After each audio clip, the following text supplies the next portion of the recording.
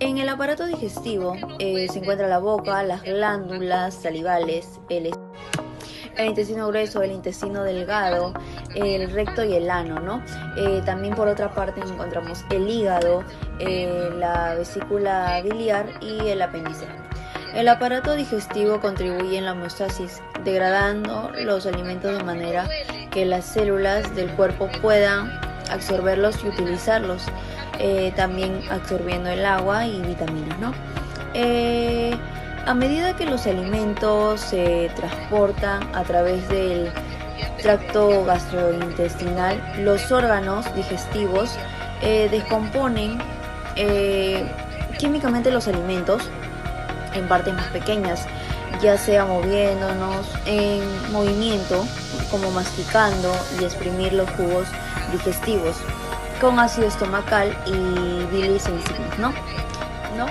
En el tracto gastrointestinal, también llamado tracto digestivo o canal alimentario, para ser más completas, es el sistema de órganos que los animales multicelulares, es el sistema de órganos que digieren para extraer, ¿no? Los consumos de alimentos y la energía y nutrientes que expulsan los residuos que quedan en los alimentos. Las principales funciones del tracto gastrointestinal es que con la digestión y la ingestión, la absorción y la excreción sean más complementaria en todo tipo de sistema de órganos, ¿no? El aparato respiratorio. ¿Qué es y cómo funciona? Está formado por las vías aéreas y los pulmones. El aparato respiratorio está constituido por las vías aéreas superiores o altas, que son las fosas nasales, la boca, la faringe, la laringe, y las vías aéreas inferiores o bajas, que son la tráquea, los pulmones. Los pulmones constan de bronquios, bronquiolos y alveolos pulmonares. Si bien ya conocemos todo lo antes mencionado, no debemos de olvidarnos de los músculos intercostales, por ejemplo, que están situados en el espacio existente entre dos costillas consecutivas y son los que movilizan el tórax durante la inspiración. También del diafragma, que separa la cavidad torácica de la cavidad abdominal. Cuando se contrae, baja y aumenta el tamaño de la cavidad torácica provocando la inspiración. Cuando se relaja, sube y disminuye el tamaño de la cavidad torácica provocando la expiración. También de la pleura y la cavidad pleural. La pleura es una membrana serosa que recubre ambos pulmones y consta de dos capas: la pleura parietal en contacto con la pared del tórax y la pleura visceral en contacto con los pulmones. Entre ambas capas queda un espacio que se llama cavidad pleural. La ventilación. La función del aparato respiratorio consiste en desplazar volúmenes de aire desde la atmósfera hacia los pulmones y viceversa. Es un proceso cíclico que consta de dos etapas: la inspiración y la expiración.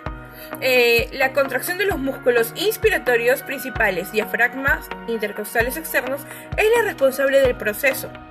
El control de la ventilación. El sistema respiratorio dispone de un conjunto de sensores que se reúnen en la información, la cual llega al controlador central del encéfalo, que coordina la información y envía impulsos hacia los músculos respiratorios efectores que causan la ventilación.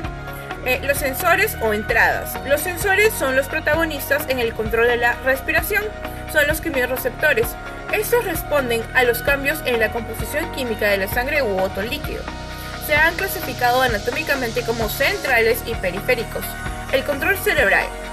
El control de la ventilación es posible gracias a una compleja interconexión de neuronas situadas en varias localizaciones del cerebro, en donde parten las órdenes a través de los nervios y llegan a los diferentes músculos encargados de la ventilación pulmonar.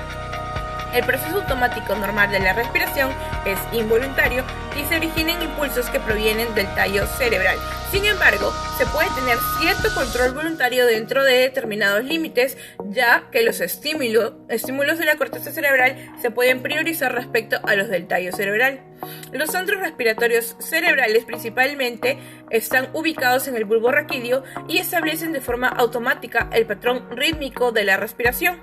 Puede distinguirse un grupo respiratorio dorsal, que puede modificar el ritmo básico según las necesidades del organismo, y un grupo respiratorio ventral, que contiene neuronas que se activan cuando es preciso un nivel elevado de ventilación para esto. Otras partes del cerebro, como el sistema límbico y el hipotálamo, pueden afectar el patrón de la respiración, por ejemplo, en alteraciones emocionales. Los efectores o salidas. Como actuadores del sistema respiratorio están en el diafragma, los músculos intercostales, abdominales y los músculos accesorios. En el contexto del control de la ventilación, es fundamental que estos grupos musculares trabajen conjuntamente en forma coordinada. Por tanto, los músculos torácicos pueden realizar el trabajo inspiratorio, mientras que los músculos abdominales efectúan el trabajo respiratorio. El intercambio gaseoso. Una vez que los alvéolos pulmonares están llenos de aire tras el proceso de inspiración, el oxígeno tiende a difundirse hasta la sangre, mientras que el dióxido de carbono sigue el camino contrario, es decir, pasa desde la sangre a los alvéolos pulmonares. Este proceso ocurre por un mecanismo de difusión simple motivado por que entrecruzan al intento al azar las moléculas que pasan desde donde se encuentran a más concentración hasta donde la concentración es menor. Esto se debe a que las moléculas se encuentran en continuo movimiento y se desplazan en todas direcciones, chocando y rebotando entre ellas reiteradamente. El transporte de oxígeno por la sangre. Una vez que el oxígeno pasa a la sangre capilar en los alvéolos pulmonares, debe distribuirse por todo el organismo para así satisfacer los requerimientos de las células. La presión parcial del oxígeno es más alta en los alvéolos pulmonares que en la sangre capilar, por lo que se produce el proceso de difusión simple entre ambos medios.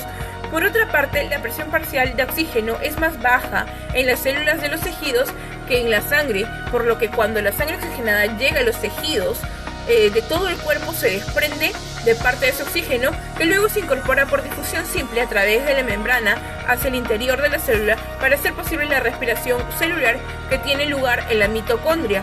La capacidad de la sangre para transportar oxígeno disuelto directamente es muy baja, puesto que este elemento es poco soluble en el agua. Por ese motivo, el organismo ha desarrollado una proteína llamada hemoglobulina, que tiene la capacidad de oxigenar y transportar con gran eficacia. Si no existiera, el corazón tendría que bombear de 80 litros de sangre más o menos por minuto, lo que resultaría completamente imposible. Gracias a esta proteína, el gasto cardíaco es de solo 5 litros de sangre por minuto, lo cual es suficiente para mantener oxigenadas todas las células del cuerpo en situación de reposo. Las presiones en el aparato respiratorio. Deben considerarse 4 presiones diferentes para así comprender el funcionamiento del aparato respiratorio humano. Estas presiones no son constantes, pues se modifican a lo largo del ciclo respiratorio. Tenemos la presión atmosférica, que corresponde a la presión del aire en la atmósfera. También tenemos la presión alveolar o intrapulmonar, que es la presión del aire contenido en los alvéolos, y la presión pleural o intrapleural, que es la presión existente en la cavidad pleural, es decir, en el espacio situado entre pleura visceral y la pleura parietal. La presión pleural es negativa, por tanto menor que la atmosférica. Y por último tenemos a la presión transpulmonar, que corresponde a la diferencia entre la presión alveolar y la presión pleural. Espero que hayan disfrutado mucho de este video y hasta una próxima oportunidad.